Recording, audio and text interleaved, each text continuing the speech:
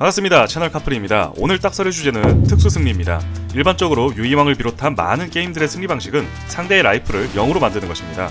특수승리란 상대 라이프를 0으로 만들지 않고 카드의 효과나 룰을 이용하여 승리하는 것입니다.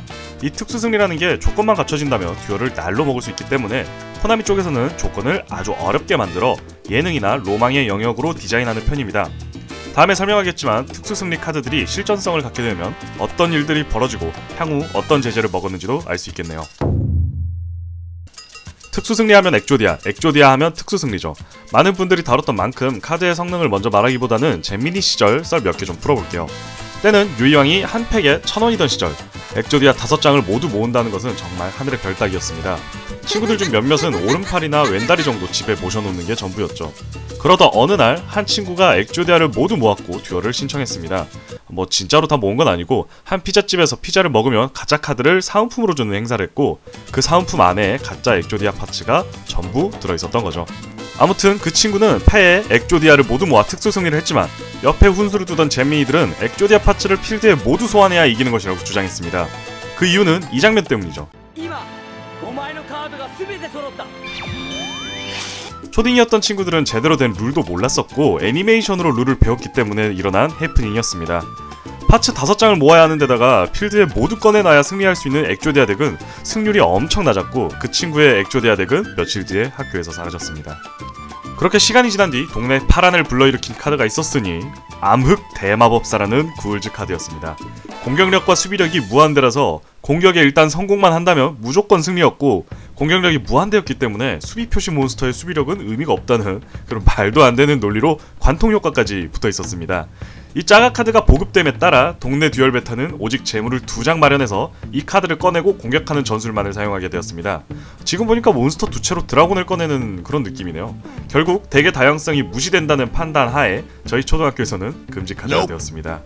옛날 이야기가 좀 길었네요. 아무튼 파츠들을 패에 모으기만 하면 된다는 조금 널널한 승리 조건 덕분에 드로우를 왕창해서 피지컬로 모아버린다거나 묘지로 묻은 다음에 패로 넣는다거나 정말로 필드에 엑조디아 5장을 꺼내 패로 되돌려버리는 기가 막힌 방법들이 등장했습니다.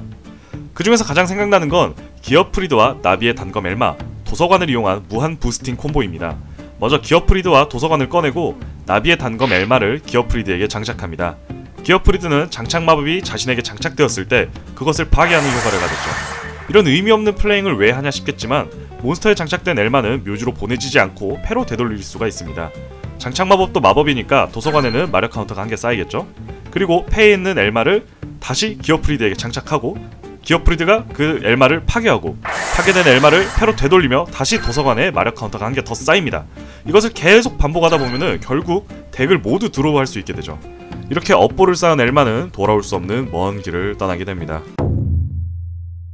성공은 어렵지만 유이왕 듀얼 몬스터즈 1화에서 보여준 파격적인 연출과 특수승리라는 유니크한 효과 덕분에 꾸준한 인기를 끌던 엑조디아는 새로운 특수승리 카드를 받게 됩니다. 이 카드가 공격할 때마다 패나 덱에서 몬스터를 묘지로 보내고 이 효과로 묘지로 보낸 봉인된 카드가 5종류일 때 자신은 듀얼에서 승리합니다. 얼핏 보기에는 꽤 간단한 승리 조건 같지만은 이 카드를 소환할 때 자신의 묘지의 몬스터를 모두 덱으로 되돌려야 되고 이 카드의 원래 공격력이 물음표에다가 자신 묘지의 일반 몬스터 수에 따라 증가하기 때문에 바로 꺼내놓는다면 공격력 0의 최약체 몬스터가 등장하게 됩니다. 애석하게도 엑조디아 덱에서 쓰이는 일보다는 특수 소환이 가능한 10레벨 몬스터란 점에서 10축 엑시즈 몬스터를 쓰는 덱에서 용병으로 불려다녔습니다. 네, 엑조디아 또 나왔습니다. 이번 엑조디아는 몬스터를 5장이나 먹고 꺼내야 합니다.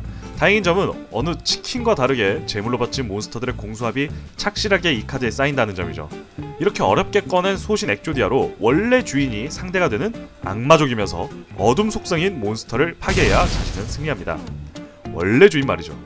CN의 간첩이나 강제전이처럼 내 몬스터를 상대에게 보내는 꼼수는 통하지 않습니다. 아무리 어둠 속성과 악마족이 메이저하다지만 그 몬스터를 소신 엑조디아가 전투로 파괴시킬 수 있을지도 잘 모를 일이죠. 다행인 점은 종족과 속성은 원래를 따지지 않기 때문에 여러 변환 카드를 이용한다면 특수 승리가 가능합니다. 가능은 하지. 또 엑조디아야! 이번 엑조디아는 다른 엑조디아와 다르게 상대가 승리하는 효과입니다. 상대 좋은 일만 시켜주는 카드죠. 남 좋은 일만 시켜주는 이 카드를 그럼 어떻게 써먹어야 될까요? 그 상대가 제가 되면 됩니다. 이 뭔 개소리야! 말이 좀 이상하죠? 그러니까 진 엑조디아를 상대에게 넘겨버리면 상대가 승리하는 효과는 곧 내가 승리하는 효과가 되는 것이죠. 이렇게 진 엑조디아를 상대에게 넘긴 후에 봉인된 엑조디아 파츠를 필드 위에 꺼내 놓으면 듀얼에서 간단하게 승리할 수 있습니다. 뭐 엑조디아 파츠를 어떻게 필드 위에 다 꺼내 놓냐고요? 그건 대글자실 여러분들의 엑조디아가 몬스터판 딱지 모으기 특수 승리라면 위저보드는 마법 함정판 딱지 모으기 특수 승리 카드입니다. 위저보드를 발동한 후에 덱이나 패에서 나머지 죽음의 메시지를 모으면 승리합니다. 다만 이 모으는 속도가 한 턴에 한 장씩이기 때문에 위저보드가 먼저 발동되어 있다는 전제 하에 자그마치 7턴이나 위저보드를 지켜내면서 버텨야 합니다. 이런 비전투형 특수 승리 덱은 상대의 공격을 막는 마법과 함정을 투입하게 되는데 위저보드와 메시지들이 자신의 마함칸을 차지하기 때문에 모으면 모을수록 승리에 가까워질수록 상대를 견제하기 어려워진다는 딜레마에 빠집니다. 거기다가 위저보드가 상대에 의해 파괴되면 여태까지 모아놨던 메시지도 물거품이 되죠. 두 장째 위저보드를 쓰면 되는 거 아니냐라고 싶으신 분도 계시겠지만 두 장째 위저보드를 위해서는 또 두 장째 죽음의 메시지 세트를 투입해야 되고 이렇게 되면 덱에 의미불명의 카드들이 잔뜩 들어가 덱 밸런스가 망가지게 됩니다. 위저보드의 어려운 승리 조건 때문인지 난이도를 내려주도록 코나미는 지원을 내줬습니다. 암흑성역은 위저보드를 몬스터로 취급해서 마음칸을 잡아먹지 않도록 도와주었고 다크 오컬티즘과 죽음의 선고를 이용해서 묘지의 위저보드를 덱으로 되돌리거나 죽음의 메시지를 좀 더 빠르게 모을 수 있게 되었죠. 그렇다고 어려운 승리 조건이 주어진 건 아니지만요. 아니 이게 무슨 카드야 하면서 의아해하는 분들도 많으실 겁니다. 비행코끼리의 첫 등장은 페가수스와 뽀뽀자의 듀얼 중 페가수스가 유이왕은 초심자도 고인물을 잡을 수 있다는 걸 보여주기 위해 미국 잼민이 텀을 불러서 훈수 쪽지대로 플레이를 시킵니다. 내 카드는 이거다 꼬마야. 어디 상대가 저 카드를 냈을 땐 난 이 카드로 공격 표시를 하고 이럴 수가. 이걸로 갈라진 대지의 공격은 무효화된 거야. 말도 안 돼. 야부리를 털면 승리하는 룰이었기 때문에 제대로 나오진 않았지만 아무래도 가네시아 코끼리의 특수 능력은 그 거대한 체중을 이용해 대지를 부숴버리는 갈라진 대지였을 것 같고 비행 코끼리는 비행을 할 수 있었기 때문에 갈라진 대지의 효과를 무효화시킵니다. 그 후 키스는 페가수스가 적어준 훈수 쪽지를 보고 경악하고 듀얼을 더 이어갈 수 있었음에도 페가수스는 톰의 승리를 선언해버립니다. 이 상황을 그대로 카드로 옮긴 게 비행코끼리입니다. 상대 턴에 한번 효과 파괴를 버티는 효과는 갈라진 대지를 무효화하는 것에서 따왔고 이 효과를 적용한 다음 턴에 자신이 직접 공격으로 상대에게 데미지를 주면 톰의 승리입니다. 자신의 라이프 1000이하일 때 필드와 패를 모조리 묘지로 보내고 자신 몬스터 한 장과 상대 덱에서 꺼내온 몬스터 한 장끼리 영혼의 맞다이를 뜨는 카드입니다. 엔드페이지에 이 다이다이에서 이긴 플레이어가 듀얼에서 승리하죠. 효과만 쓱 한번 읽어보면 진짜 남자의 카드, 일발 역전의 로망이라고 생각하시겠지만 사악한 듀얼리스트들은 이 카드를 악용하기 시작합니다. 먼저 빛의 봉인벽을 발동합니다. 봉인벽은 라이프를 1000의 배수로 지불할 수 있고 지불한 수치 이하의 공격력을 가진 상대 몬스터는 공격을 할 수 없습니다. 대충 4000만 지불해도 웬만한 공격은 다 막을 수 있지만 화끈하게 7000을 지불해줍시다. 그럼 자신의 라이프는 1000이 되겠죠? 라스트 배틀 발동 조건을 충족시키는 거죠. 그리고 패에서 조겐을 꺼내고 라스트 배틀을 발동합니다. 상대는 공격력 200의 조겐을 쓰러뜨릴 몬스터만 있으면 듀얼에서 승리할 수 있을 겁니다. 하지만 조겐의 효과는 특수 소환을 막는 효과이며 라스트 배틀로 덱에서 꺼내오는 효과는 특수 소환이기 때문에 상대 특수 소환은 막히고 결국 엔드 페이지에 유유히 남은 조겐의 주인, 저는 승리하게 됩니다.